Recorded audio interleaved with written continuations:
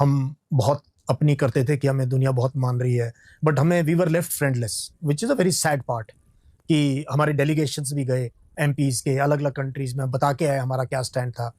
Condemn सबने किया पहलगाम को, बट साथ में उन्होंने हर जगह टेररिज्म को कंडेम किया, बट किसी ने पाकिस्तान का नाम नहीं लिया। चाइना और पाकिस्तान की जो रिलेशनशिप है ये higher than mountains, deeper than ocean, sweeter than honey, ये वो लोग कोट करते हैं। ऐसी पार्टनरशिप दुनिया में किसी दो मुल्कों के बीच में नहीं है। अब कमाल की बात आप सोचो, चाइना वाले उर्दू नहीं समझते हैं, ना कुर्ता पजामा पहनते हैं, ना बिरयानी खाते हैं, उनका खाना पीना रहना सहना सब अलग है।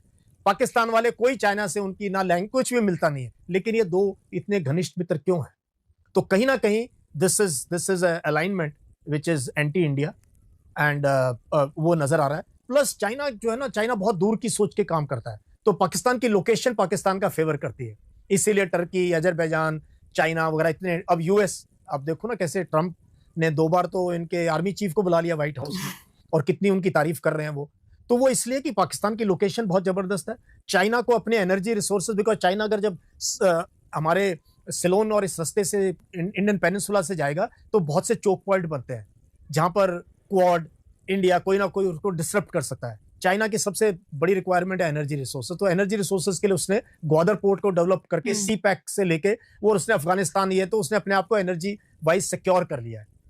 तो that is why China requires Pakistan requires China, because nobody else will give create this kind of. US weapon देगा, सब कुछ देगा, इंफ्रास्ट्रक्चर नहीं क्रिएट करेगा जो चाइना क्रिएट कर रहा है। सो आने वाले दिनों में, बट ये हमारी फॉरेन पॉलिसी का चैलेंज है कि हम पाकिस्तान को कैसे मैनेज करें। Manage Pakistan and look at Iran and US and other. तो हमें अपने नेशनल इंटरेस्ट के हित में काम करना चाहिए। मैं इतना वॉर मॉन्गर नहीं हूं कि 2 फ्रंट हो जाएगा, 3 फ्रंट हो जाएगा, जब होगा तब देखी जाएगी, उसके लिए वी शुड बी प्रिपेयर्ड। तो why should we speculate now? We have good defence forces, we need to build capabilities. मैं बार बार यही अपने स्टूडेंट्स को कहता हूँ, इस चीज में मत रहो कि ये मिसाइल पाकिस्तान डर जाएगा, ये हेलीकॉप्टर आ गया चाइना डर जाएगा, ये बोलने की बातें नहीं। अस्सलाम वालेकुम दोस्तों, इस बंदे ने सच बोला है। ये बंदा साबिक जनरल है इंडिया का, जिसने बता दिया कि इंडिया को पाकिस्तान के साथ ताल्लुकात अच्छे करने चाहिए, क्योंकि पाकिस्तान के साथ हम लोग जंग नहीं लड़ सकते। हमारे जहाज़ इतने काबिल नहीं है कि पाकिस्तान के साथ जंग लड़े। हमारे जहाज़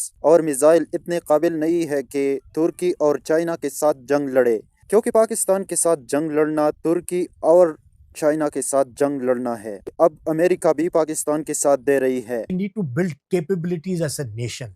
वो कैपेबिलिटी हम अफ्रीका में यूज करेंगे या पड़ोस में, हमारी मर्जी है। ये जो हम वाटर वॉर्स की बात करते हैं या जो नेचर इंड्यूस्ड माइग्रेशन है, ये कैसे इंडिया पाकिस्तान और इंडिया चाइना के रिलेशनशिप को इफेक्ट कर सकता है?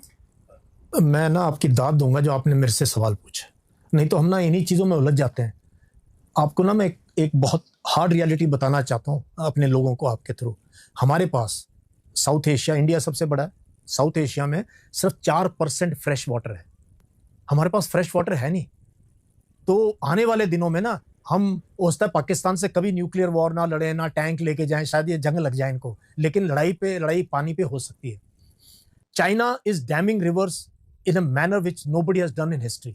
भारत को लीड लेनी पड़ेगी, ये दुश्मनियां वगैरह छोड़ के। आज नहीं तो 5 साल 10 साल के बाद हमें रियलाइज होगा कि सबसे ज्यादा पॉपुलेशन हमारे पास है, सबसे बड़ा देश मुल्क ये है। So we have to address climate change, it is reality. Internal migration भी होगी, डेथ्स भी हो रहे हैं उसकी वजह से। अभी बहुत भयंकर सर्दी पड़ने वाली इस साल, अगले साल बहुत भयंकर गर्मी पड़ने वाली है। तो गर्मी में भी हम मार खा रहे हैं, सर्दी में भी मार खा रहे हैं, और पानी है नहीं। हमारा वाटर टेबल नीचे जाता जा रहा है।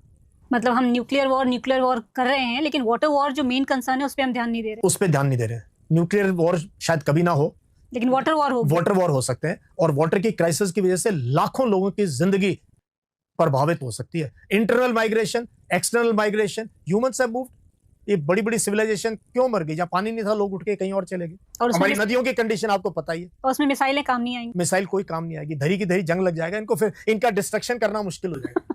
सो I am a more environmentalist now, and save the Himalayas foundation तो हमारा बहुत जबरदस्त पहल है हमारी, कि लद्दाख की फ्रेजाइल इकोलॉजी, लद्दाख का फ्लोरा फौना। आपको पता है कि बहुत सुंदर हमारा स्नो लेपर्ड है, और वो एंडेंजर्ड स्पेशीज है। हमारा ब्राउन बेयर है, इतना सुंदर भालू ब्राउन बेयर जो कारगिल के इलाके में होता है, वो एंडेंजर्ड है। हमारी एक ब्लैक नेक क्रेन है, वो एंडेंजर्ड स्पेशीज है, जो कि इंटरनेशनल है। वो डिप्लोमे से चाइना भूटान से भारत आती है, अंडे देती है, बच्चों को लेके वापस चली जाती है, फिर अगले साल आती है। तो इन चीजों पे मैंने बहुत मेरे को मन करता है मैं इन लोगों के टच में भी हूँ